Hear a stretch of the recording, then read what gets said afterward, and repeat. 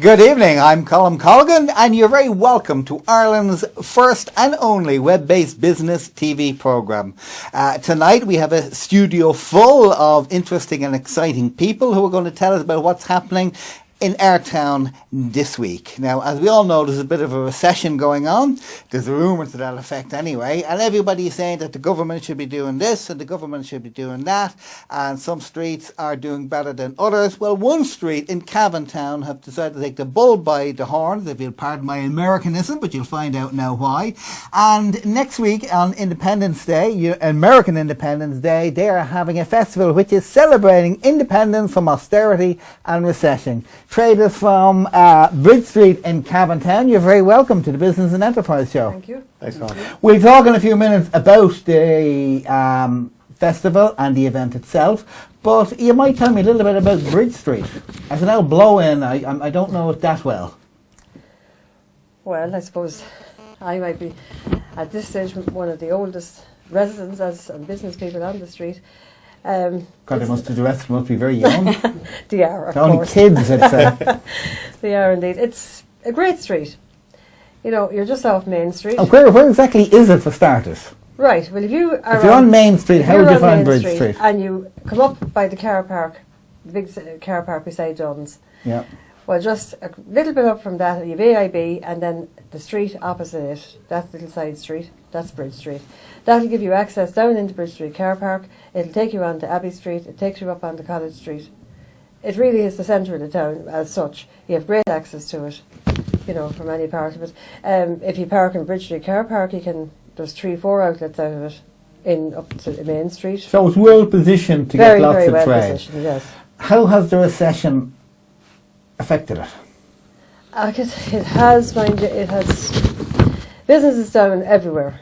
It's not just Bridge Street, everywhere. But we've lost a few shops on Bridge Street, which is a pity because, you know, it was one of those great streets and some lovely premises. We've lost them. We haven't really had much people coming in lately to it. You know, there's not a lot come into it. There's still great shops, great premises. There's a great, I'll have to say, between the traders, we have a great relationship. You know, so you're probably one of the longest serving businesses there. Andrew, you're one of you're a newbie, you're the probie. You're the one who booked the recession and said, Donald, I'm going to start a business. Yeah. Well, there was nothing else to do with that. It was that or starve, so. That's a great incentive. Starvation is a wonderful incentive. So now what we're finding, we're doing that and starving, so that's okay. And because I should say, again, you run the well, Andrew, you J&B Hope, and Leona, you are the Vincent de Paul shop. Yes. And of course, charity shops are having a bit of a boom at the moment. We are, yeah. Like everyone else, we suffered through recession, but I suppose we might be one of the businesses that might do better out of a recession because people realise that, you know, they can get quality clothes. Are you one of the Vincent de Paul shops that Fergal Quinn redesigned? No, I would like to think I was. I'd like to model myself on one of his shops, but unfortunately, no. Is that I know it's a very commercial way of putting it, but is the brand that he put, I think it was Mullingar, was that the shop that he did on the TV? No, I can't think now just at the moment, but it wasn't Mullingar, no. I can't think. Well, it was a Midlands town somewhere anyway. That blueprint hasn't been taken to the rest of the shops? No, well, when I started 3 years ago, I started running some Vincent Paul charity shop. I myself come from a commercial retail background, so that's the type of spin I put on it. Just mainly because the majority of the stuff we get donated to the shop is clothes. So I've tried to make it more of a boutique style shop.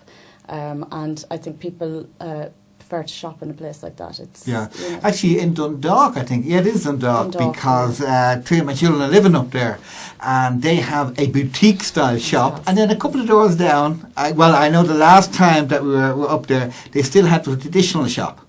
Now, a couple of people have said to me about the new boutique type shop is that yes, it's wonderfully laid out, but you know, I often wonder when it comes to a shop like Vincent de Paul or other charity shop, what the ethos is. Is it that if you're down on your luck, you can get yourself a winter coat for a couple of bob, or is it to create funds for the work that Vincent de Paul does, or is it like everything in life, a bit of a combination of the two? It's a combination of the two, certainly. It's quality clothes at reasonable prices.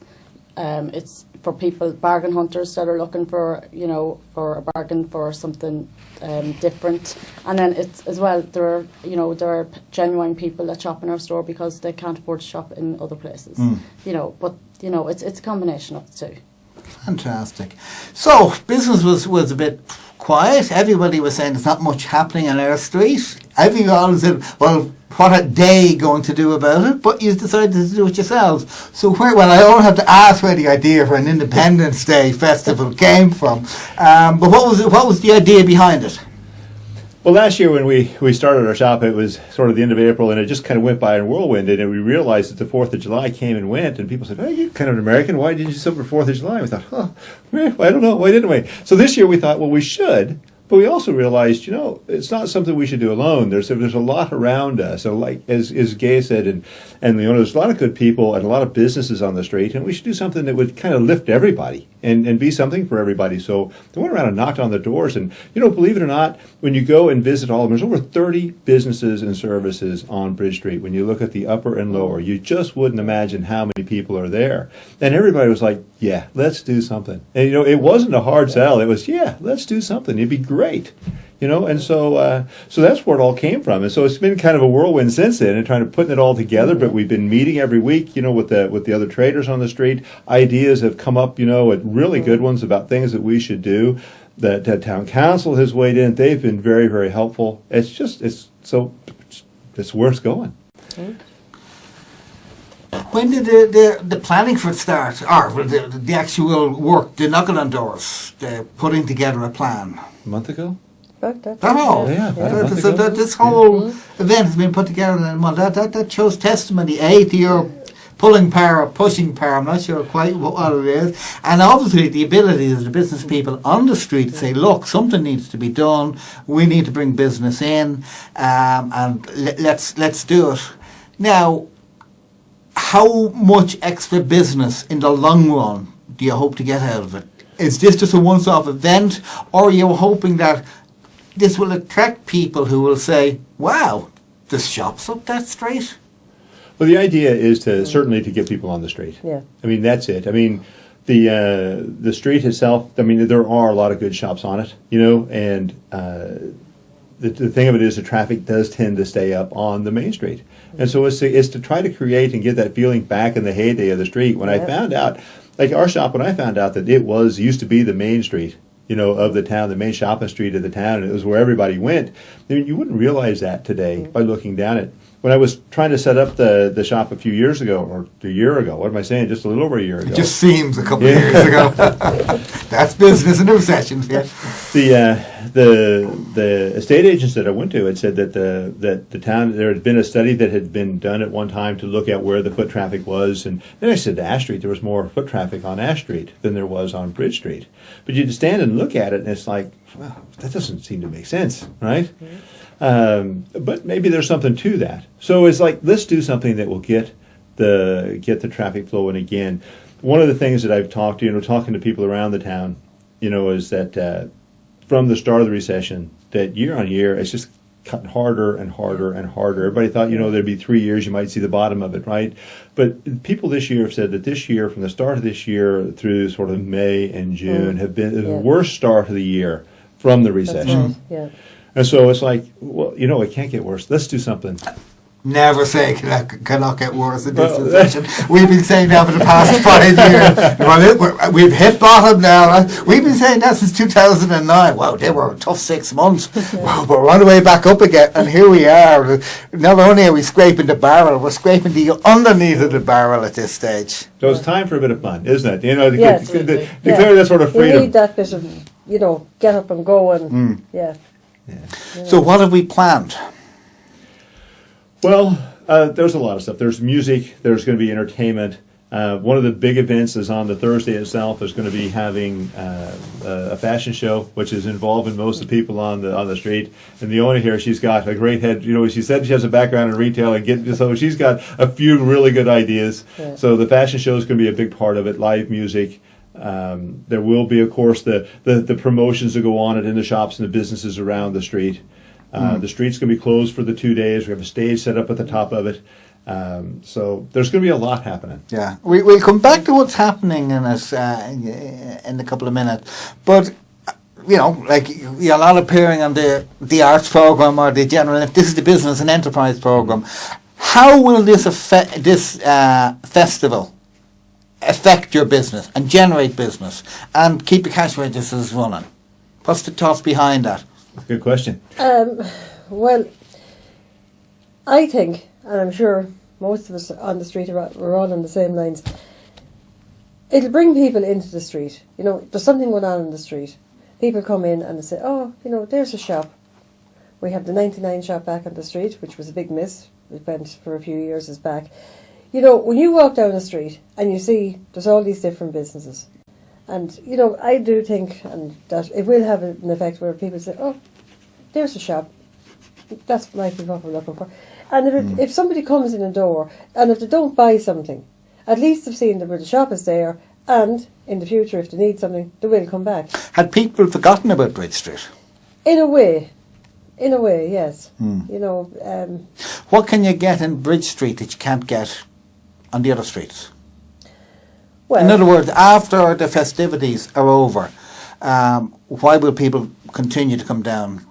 A, continue to come down Bridge Street, and B, put their hands in their pocket and take it out of their pocket and into your cash registers. businesses on Bridge Street are very good. We have quite a few different kind of businesses, everything really that you want. Not as much as I had, as I said, 19 years ago when I started, that everything was on the street. We haven't got everything on the street, but we have what people want. We have a very good butchers. We have 3 licensed premises.